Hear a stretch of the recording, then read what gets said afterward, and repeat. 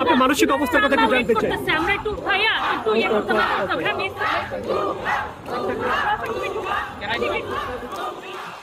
রাফসান্দা ছোট ভাই, তোমার কোনো দরকার নাই, তুমি এখন বুয়া, তুমি হইছো নাম্বার 1 বুয়া বুয়া বুয়া বুয়া।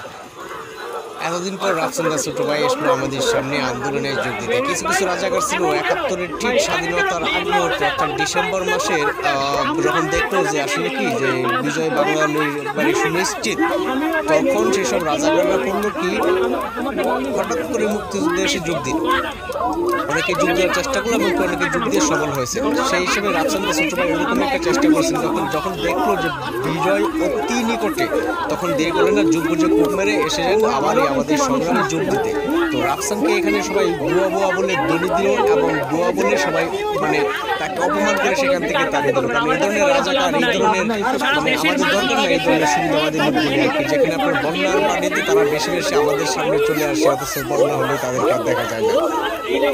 দেখেন পাবলিকের সামনে কি একটা মানে এখন একটা তার অবস্থা হলো আর কি, সেটা আর কি আপনারা নিজের চোখে এখন দেখতে পাচ্ছেন আর কি। এই বুয়া লোকটা আর কি, তো এখন বুয়া বুয়া ধ্বনি হচ্ছে, একটা খুব ভালো হচ্ছে আর কি। তো এখানে তাকে কিন্তু একবারে তাড়িয়ে দেওয়া হলো আর কি। বুয়া বুয়া বলার পর সে কিন্তু চলে গেছে। দেখেন দেখ অল্পের জন্য কিন্তু সে কিন্তু আসলে প্রাণী বাঁচলো এক হিসেবে, আর নয়তো এই তুপের মুখে আর কিছুক্ষণ তাকলে অবশ্য তাকে সেখানে একটু বা আরেকটু হেনস্থা হতে হইতো। তো যাই হোক, তো ভালো এসে চলে গেছে। তো ওই যে আমি বললাম যে কিছু কিছু রাজাকার ছিল ডিসেম্বর মাসের আর কি আপনার 15 ডিসেম্বর মানে 10 ডিসেম্বরের পরে যখন দেখলো যে আসলে বাঙালি দিন দিন তো আরও মানে একবারে বিজয়ের পথে, স্বাধীনতার পথে, তখন করলো কি কিছু কিছু রাজাকার তখন এসে মুক্তিযোদ্ধাদের সাথে এসে যোগ দিল, হাতে একটা কোনো রকম একটা মানে এসে মুক্তিযোদ্ধার সাথে যোগ দেওয়ার চেষ্টা করলো এবং তাদের সাথে নেওয়ার চেষ্টা করলো।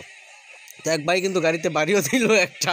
তো তারপরও যাই হোক, তো যখন আমাদের প্রয়োজন তাদেরকে তখন আমরা পাইনি। এখন তারা যখন দেখতেছে যে না আন্দোলন করে এখন নাগলে তো কিছু হয় না, ইজ্জত বাঁচবে না, এই সে করতেছে, এখন তারা আছে ফর্মালিটি রক্ষা করতে আর ভবিষ্যতে জন্ম গলা উচিয়ে বলতে পারে যে ওই দ্বারা আমিও গেছিলাম। আসলে এই ধরনের লোক আমাদের দরকার নাই, আমাদের ভালো লোক দরকার ভাই। তো যাই হোক, রাফসান্দা ছোট ভাই তোমাকে জানাই তুমি বিদায়। রাফসান্দা ছোট ভাই তুমি বিদায়, তুমি চলে যাও ভাই, তোমাদের দরকার নাই, আমাদের আরও বহুত আছে, আমাদের দেশে আরও অনেক মানুষ আছে, অনেক ছাত্রছাত্রী আছে। তো যাই হোক, ভালো সমস্যা, আসসালামু আলাইকুম।